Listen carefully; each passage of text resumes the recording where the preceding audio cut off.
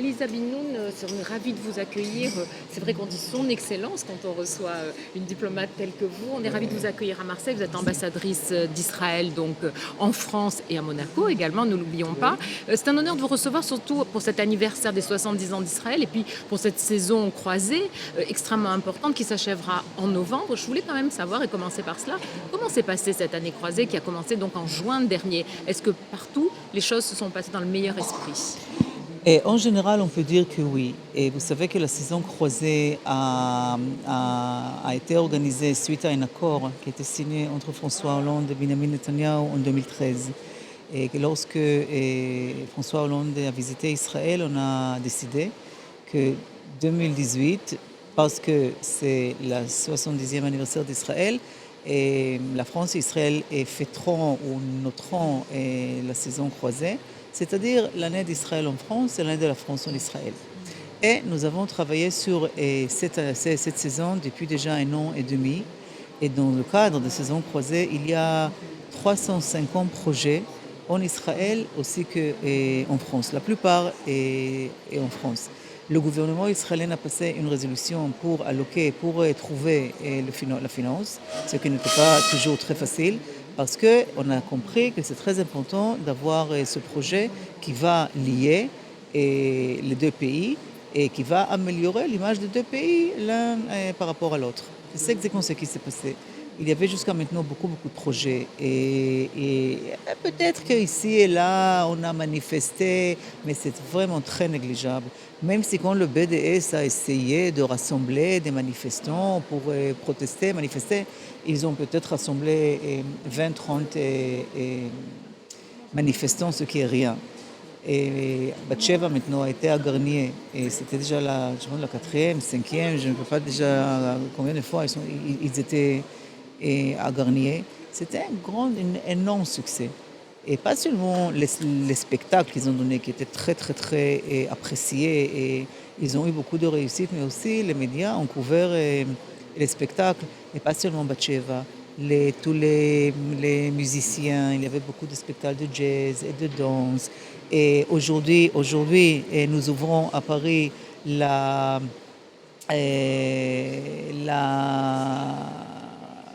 l'événement de lettres. Oui, mais ça s'appelle quelque chose avec lettres. En tout cas, un événement, oui, sur la littérature israélienne. On a déjà, je sais pas, une dizaine des écrivains et des écrivaines qui sont venus pour parler de leurs œuvres.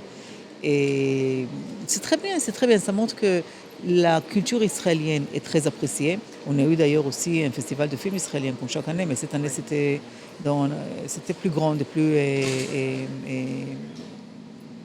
présente à Paris. Et alors, ce que je voudrais dire, c'est que oui, ça s'est très bien passé. Si on avait craint, il y a 1 an, il y a 1 an et demi, qu'il y aura des manifestations, qu'il y aura beaucoup de personnes, ce n'est pas du tout été le cas.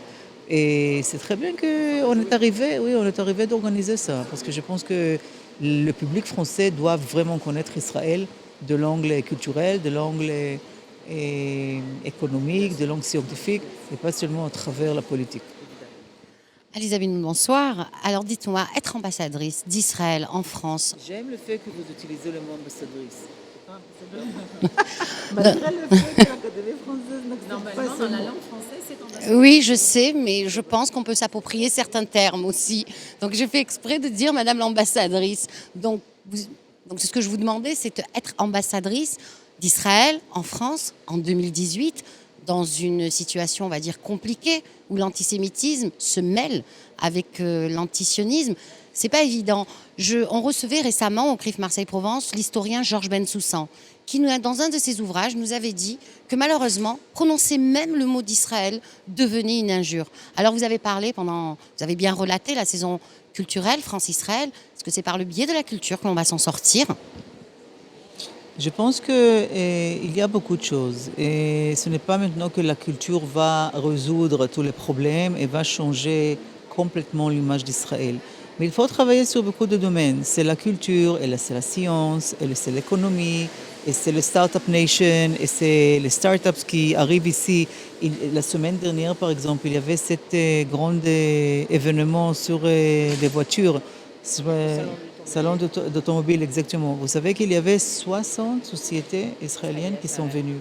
Il y avait un événement spécial et par rapport à l'innovation israélienne dans ce domaine.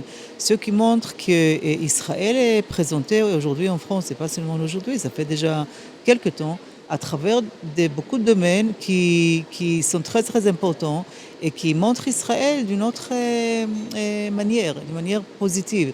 Pas encore une fois qu'à travers l'angle politique. Alors oui, il faut montrer Israël. C'est aussi une réponse contre le BDS qui essaye montrer Israël comme un démon. Et comment je dis dans mes discours, les Juifs entre les nations, Israël.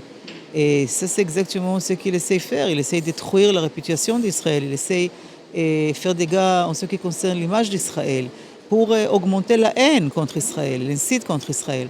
Et oui, il faut présenter tous ces domaines qui sont des domaines positifs, où il y a une coopération, où il y a un intérêt français de se lier à Israël. Il y a un intérêt français de se lier à Israël. Et ça, c'est ce que nous essayons de faire de l'ambassade. Alors vous êtes à Marseille, dans une région, je crois que nous sommes la région Provence, région sud, Provence-Alpes-Côte d'Azur, c'est celle qui a les liens les plus forts avec Israël. C'est en tout cas ce qu'aime dire Renaud Muselier, je pense que c'est la vérité. Surtout au niveau de la technologie, les liens sont très très forts. Ça suit absolument, c'est dans le droit fil de ce que vous venez de dire. Vous avez aussi cette sensation quand vous venez ici que les liens sont différents ? Oui, je sais que c'est une région très spéciale et que l'attachement à Israël est très très fort. Et je pense que c'est l'Île-de-France où, ok, c'est normal que ça c'est le centre de la France, où il y a une grande communauté juive d'ailleurs, et qui aussi aide au fait que les liens sont forts. Mais ici aussi, ça c'est la région, et je ne sais pas maintenant, il n'y a pas une concurrence entre l'Île-de-France et cette région. Mais oui, bien sûr que je sens. Hier, par exemple, j'ai raconté aux représentants de la communauté que l'événement que le maire de Nice a organisé pour l'anniversaire d'Israël et les deux événements le matin qu'il a organisé par rapport à la mémoire de la Shoah et son discours par rapport à Israël et Jérusalem en tant que capitale d'Israël et les peuples juifs. Et vraiment, il s'agit maintenant d'un discours qui sont très, très, très positifs. Il s'agit d'un message qui est très important par rapport à la population non juive et de la région. Et pourtant, c'est une région, on avait un consulat qui a été fermé, le consulat d'Israël. Évidemment que c'est une question qui se pose. Est-ce que cette image restera la même sans la présence d'un consulat ? Nous avons essayé de convaincre Jérusalem de ne pas fermer le consulat parce que pour nous, avoir un consulat, c'est très important. Mais malheureusement, il y a des contraintes économiques, financières et on a décidé de fermer le consulat.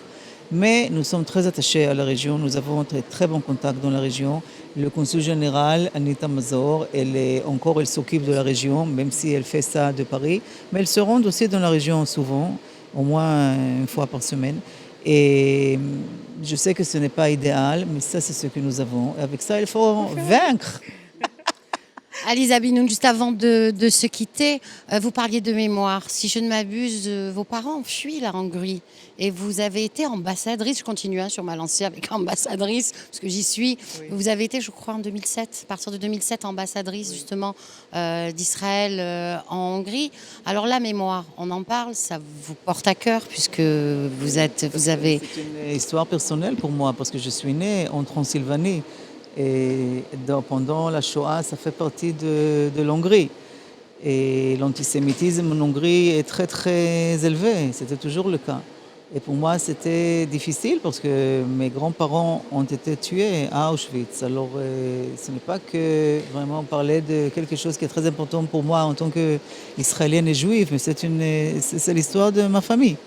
Et lorsqu'on a essayé de me convaincre en Hongrie que ce n'est pas les Hongrois qui étaient responsables pour la déportation des Juifs, et moi je sais exactement ce qui s'est passé parce que mon père était un rescapé de la Shoah.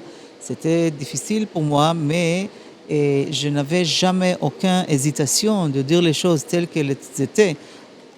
Moi, il ne pouvait pas dire que les Hongrois n'étaient pas responsables. J'étais jusqu'ici, ça, ce n'est pas acceptable. Et bien sûr que nous avons lutté contre l'antisémitisme aussi en Hongrie. Alors oui, c'était difficile, mais de l'autre côté, j'étais très fière. Et mon père était très fier que j'étais ambassadeur en Hongrie. Après tout ce que la famille a passé pendant la Shoah, le fait que moi, je suis revenue là-bas en tant que la haute représentante d'Israël, ça lui a rendu très fier. Et moi, j'étais très heureuse qu'il était fier. Alors, je conclurai ainsi. Moi, je suis fan d'Albert Camus. Voilà. Albert Camus disait que mal nommer les choses, il a ajouté au malheur du monde. Il a dit beaucoup d'autres choses aussi dans l'homme révolté, où il disait qu'il fallait nommer les choses, sinon participer au mensonge universel.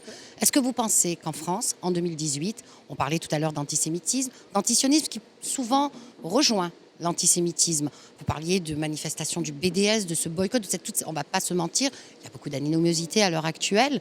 Est-ce que vous pensez qu'il faut bien nommer les choses et poser clairement les choses? Tout à fait. Il faut dire les choses d'une manière très claire.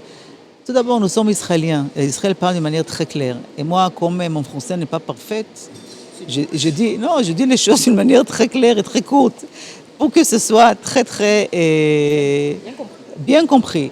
Mais non, mais je pense qu'il faut dire les choses, il faut pas cacher, il ne faut pas les mettre faire d'une histoire plus positive ou jolie et quand la situation n'est pas positive.